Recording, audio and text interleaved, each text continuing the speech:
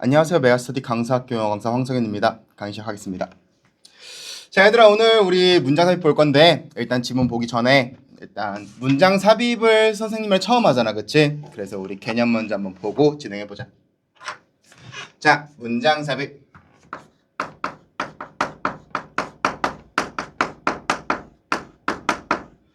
문장 삽입 문제를 너희가 풀려면 공략으로서 딱 두 가지만 너희가 기억해주면 돼. 첫 번째는 박스 안에 있는 명시적 단서를 활용하는 거고, 두 번째는 박스 안에 명시적 단서가 없다면 단절을 활용하는 거야. 라는 공략으로 선생님이 정말 수도 없이 많은 기출문제들을 분석을 해봤는데, 사실 선생님 방금 너희한테 말한 이 공략 있잖아. 이 공략 생각보다 잘 적용되지 않아. 일단 명시적 단서라고 믿고 지문에 들어갔는데도 불구하고 명시적 단서가 근거로서, 답의 근거로서 사용되지 않는 경우도 있고, 그리고 단절인 줄 알고 봤는데 나중에 지문에 보니까 여기도 단절인 것 같고 저기도 단절인 것 같고 그런 경우가 존재하더라고. 그래서 공략을 조금 바꿨어. 어떻게 바꿨냐면은 첫 번째로 명시적 단서를 보는 건 맞거든, 박스 안에 있는. 근데 그 친구가 선명할 때만 보고, 두 번째로 우리가 명시적 단서가 없는 경우에 단절로서 문제를 푸는 것은 동일하지만 그 단절의 기준이 맞는지를 확인을 해야 돼. 즉 문장 삽입 볼 때 너희가 봐야 할 두 가지. 첫 번째로는 선명한 명시적 단서가 박스 안에 있는지, 없다면 기준에 맞는 단절이 있는지 지문에서 그걸 너희가 확인해 줘야 돼. 자, 선명한 명시적 단서를 선생님이 오늘 수업에 다 다룰 수는 없어. 왜냐면 애초에 명시적 단서라는 게 어떤 경우에는 뭐 연결사가 될 수도 있고, 어떤 경우에는 저기에 쓰여있는 this 같은 친구가 될 수도 있고, 어떤 경우에는 뭐 관사, 정관사, 뭐 부정관사 될 수도 있기 때문에 너무 많아. 그래서 오늘 다 다룰 수는 없는데, 근데 선생님이 오늘 얘 하나만큼 확실히 다뤄줄 수 있어. 기준에 맞는 단절이 무엇인지는 확실하게 보여줄 수 있기 때문에 오늘 수업의 초점은 선생님이 여기에 맞출 거야. 오케이? 자, 그러면은 아니 뭐 기준에 맞는 단절이 중요하다는 건 알겠는데, 근데 기준에 맞는 단절이 뭔지는 모르잖아 지금 너희가, 그치? 그래서 그거를 옆에다가 정리해 줄게. 자, 너희가 기준에 맞는 단절을 보려면 오타네. 기준에 맞는 단절인지를 보려면 첫 번째로 너희가 그 선택지에 있는 문장을 읽을 때 이거 한번 따져봐. 자, 소재가 직접 문장과 비교했을 때 같은지 다른지. 자, 소재가 같은지 다른지를 보는 이유는 만약에 소재가 달라졌다면 이 경우에는 단절이 아닐 거야.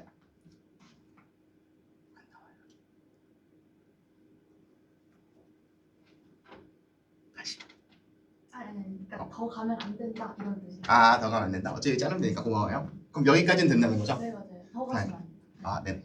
저는 소재가 다른지, 다시.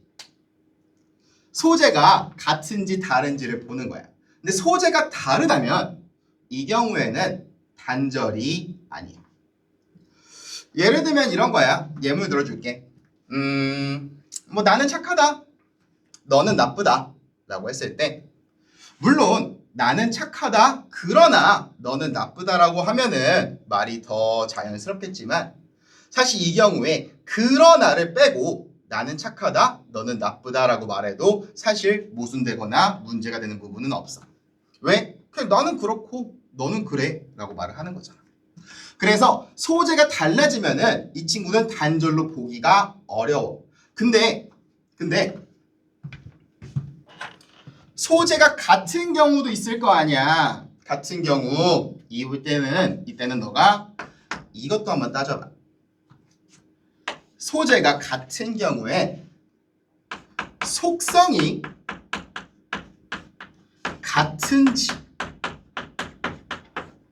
다른지를 너희가 따져보는 거야. 자, 속성이 같다면 별 문제는 안 될 거야. 왜? 같은 소재에 대해서 같은 이야기하고 있는데 뭐가 문제야, 그치? 근데 같은 소재에 대해서 다른 이야기를 한다면은 이 친구는 문제가 될 수도 있겠지. 뭐 예를 들어 나는 착하다, 나는 나쁘다 이래버리면은 아니 방금 착하다고 해놓고서 갑자기 무슨 나쁘다야 쉽잖아, 그치? 이 경우에는 사이에 부품이 하나 빠져 있는 거야. 예를 들어 이런 거겠지. 나는 착하다. 그러나 내가 싫어하는 사람 앞에서는 나는 나쁘다. 이런 경우에는 문제가 없지. 즉 내가 싫어하는 사람 앞에서는 이라는 부품이 빠져 있기 때문에 이 경우에는 우리가 단절을 느낄 수 있는 거야. 그래서 다시 한번 정리해 줄게. 소재가 같은지 다른지를 봐. 다르면 일단 스킵해. 왜? 걔는 단절이 아닐 거야. 근데 같은 경우에는 속성이 같은지 다른지를 봐. 속성이 달라졌잖아. 이 경우에가 우리가 찾는 우리의 기준에 부합하는 단절일 거야. 오케이? 이걸 생각하면서 우리 오늘 지문으로 한번 가보자.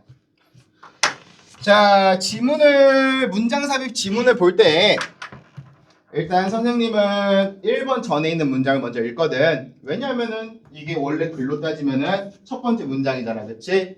그래서 먼저 1번 전에 있는 이 They are interesting부터 한번 읽어볼게. 자, 바로 해석한다. 자, 주제와 스타일의 상대적인 중요성에서 흥미로운 균형들이 있대. 주제와 스타일의 상대적인 중요성에서 흥미로운 균형이 있구나. 일단 트레이드오프 생각보다 빈추 단어니까 균형이라는 뜻 모르면 안 돼. 어쨌든 정도를 알 수 있을 것 같아. 그러면 쓰인 소재는 subject matter 주제와 그리고 style이라는 소재고 그리고 여기에 대해서 뭐 균형이 있다 정도를 우리가 캐치할 수 있어. 그럼 그 다음에 우리는 박스를 읽으면서 뭘 할 거냐면 첫 번째로 여전히 같은 소재가 쓰이고 있는지 체크. 쓰이고 있다면 속성은 어떤지 체크. 플러스 알파로 혹시 명시적 단선에 있는지도 체크를 해줄 거야. 알겠지? 가보자.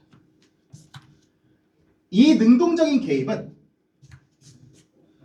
심미적인 과정과 작품의 의미에 대한 심사숙고의 깊이에 있어서 기준을 제공한대.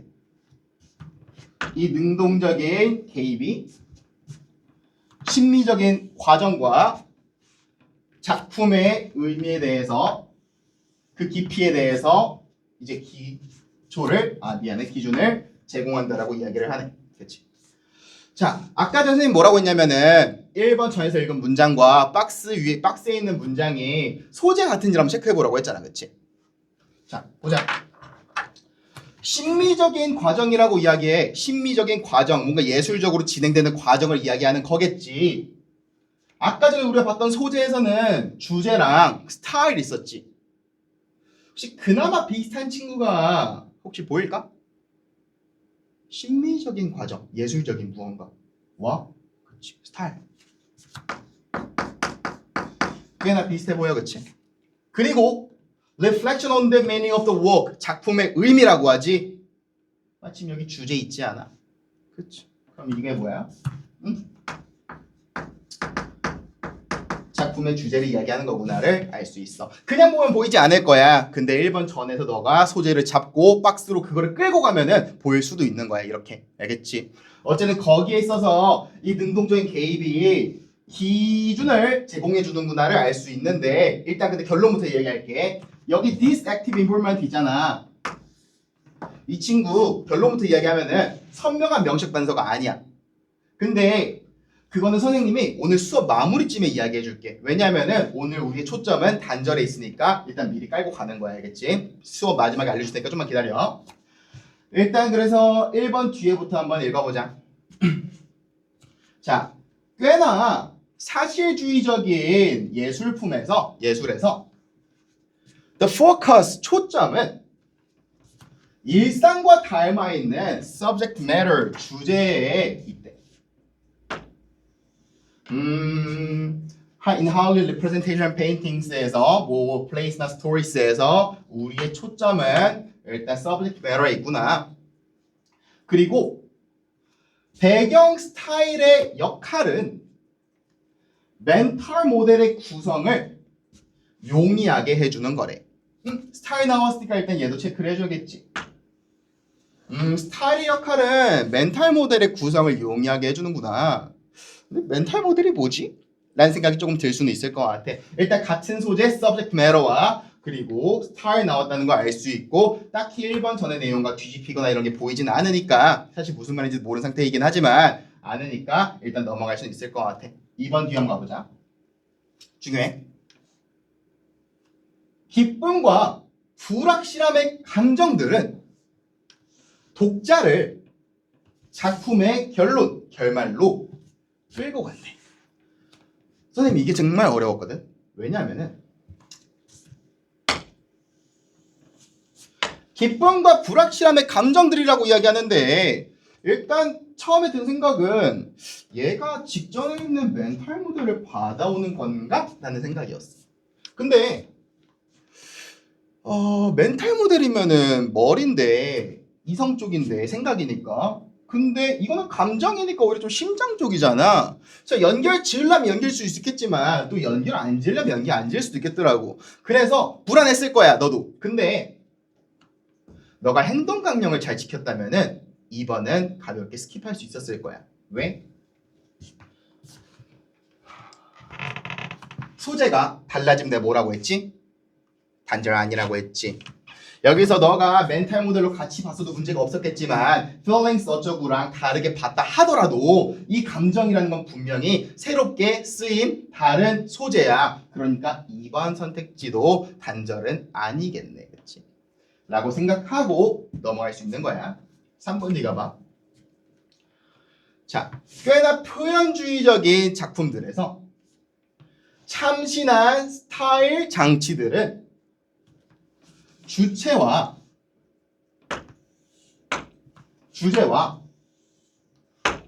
조화롭지 않은 방식으로 작동한대. 자, 봐봐.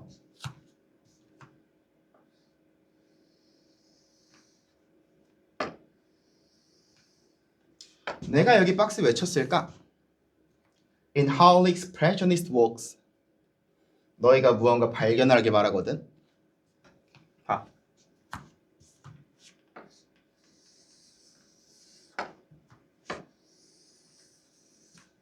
보여? 아까 전에는 in highly representational paintings, plays or stories였잖아. 이번엔 뭐라고 이야기했냐면은 in highly expressionist works라고 이야기를 해. 이렇게 달라지는 게 자연스러운 이유는 뭐냐면은 in이라는 친구가 영역을 나타내기 때문이야. 지금 3번 뒤에서는 영역이 바뀌었어. 영역이 바뀌었다는 거는 내가 주로 다루고 싶은 소재도 바뀐 거잖아. 이런 영역, 저런 영역, 당연히 내가 다루는 소재도 달라지겠지.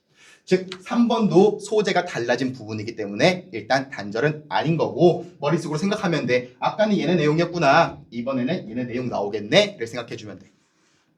그래서 봤더니 스타일은 여전히 나와. 그치?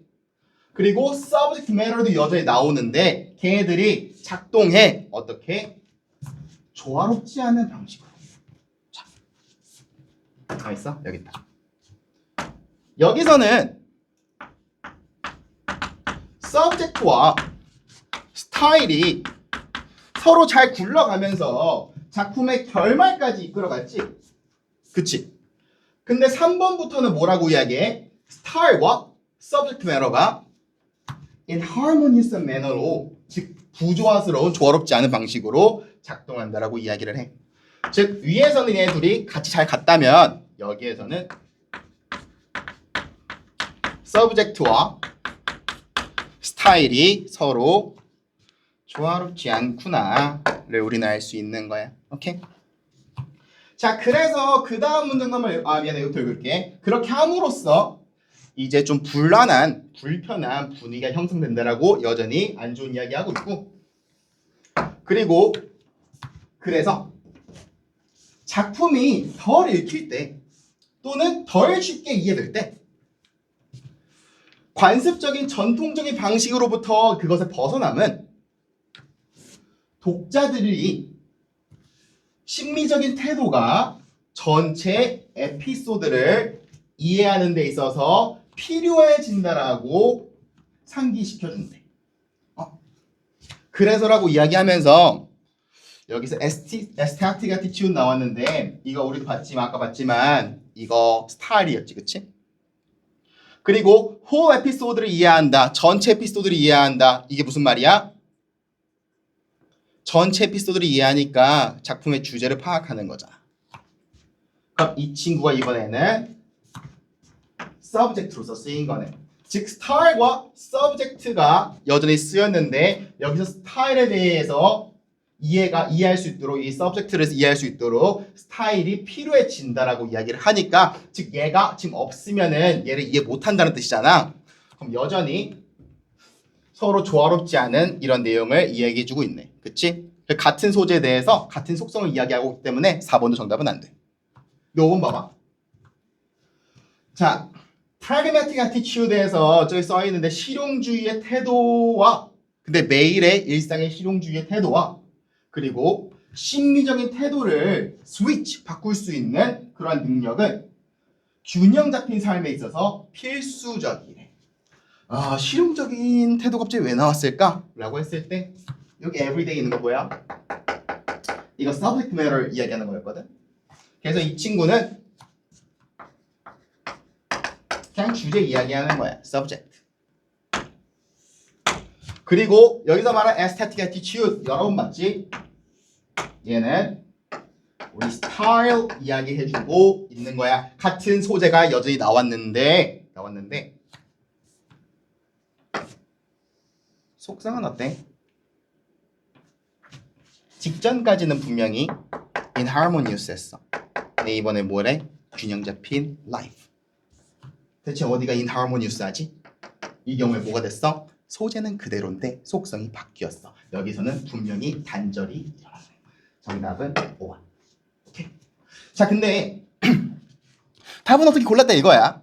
그래도 불안하잖아. 그럴 때는 우리 박스 넣어보면 되는 거잖아. 그치? 한번 넣어서 내용적으로 한번 더 이해시켜줄게. 봐봐.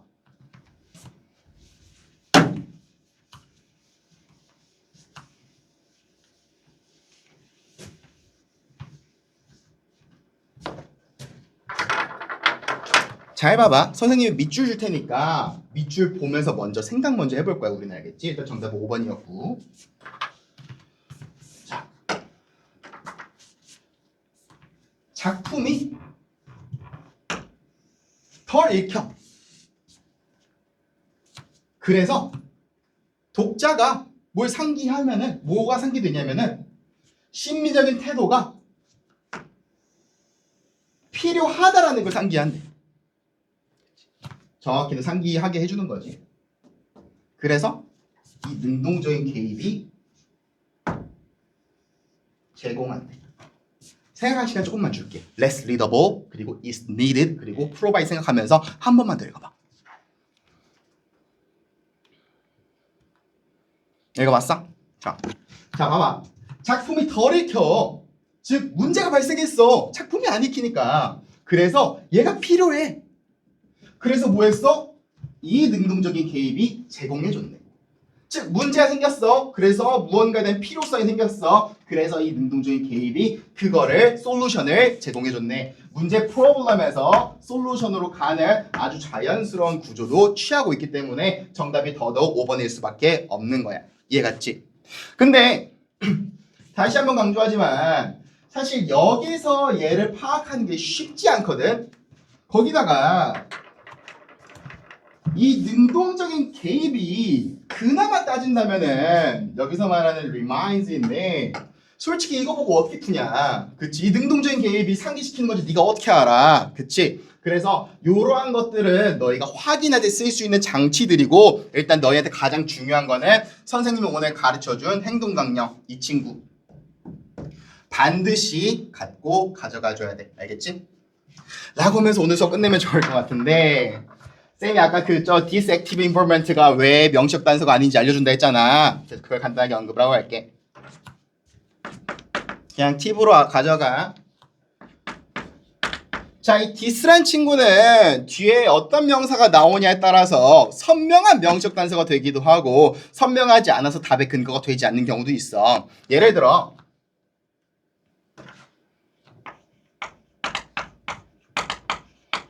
this building 하면은 이 친구는 선명한 명시적 단서일 거야. 보통 뭐 옛날에 뭐 기출문제 중에서 피라미드 받아오는 거 있었어. 왜? 이 건물이니까. 그치? 근데 여기서 involvement, 개입 같은 이런 단어 받아오면은 이 친구는 선명하지 않을 수 있어. 왜냐하면 개입이라는 건 사실 가지수가 너무 여러 개거든. 여기서 말하는 상기시켜주는 것도 개입일 수도 있고, 예를 들면 네가 뭘 하고 싶은데 내가 너한테 직접적으로 뭘 못하게 해도 개입이고, 내가 다른 사람을 시켜서 네가 못하게 해도 개입이고, 혹은 내가 너를 살살 가스라이팅 해가지고 그걸 못하게 간접적으로 해도 개입이야. 즉 개입이란 단어는 너무 넓어. 그러면은 아니 쌤 단어 뜻 그 자체를 봐야 된다는 건가요? 아이 그렇게 할 거면 이야기 안 했지. 자, 하나 가져가. this 다음에 나온 명사가 추상명사인지 한번 봐봐. 항상 말 그대로 실체가 없는 명사. 자, 근데 우리는 this라는 친구를 명시적 단서로서 쓰고 싶은 거잖아. 근데 추상명사의 추상은 말 그대로 추상적인 거니까 이게 명시라는 말과 어울릴 수가 있나? 선명하게 눈에 보이는 것과 추상이 어떻게 어울려? 물론 막 this process 이런 경우에는 눈에 보이는 경우도 있긴 한데 왜냐 이 과정이 나올 수도 있으니까 지문 내용에서. 근데 상당히 위험해.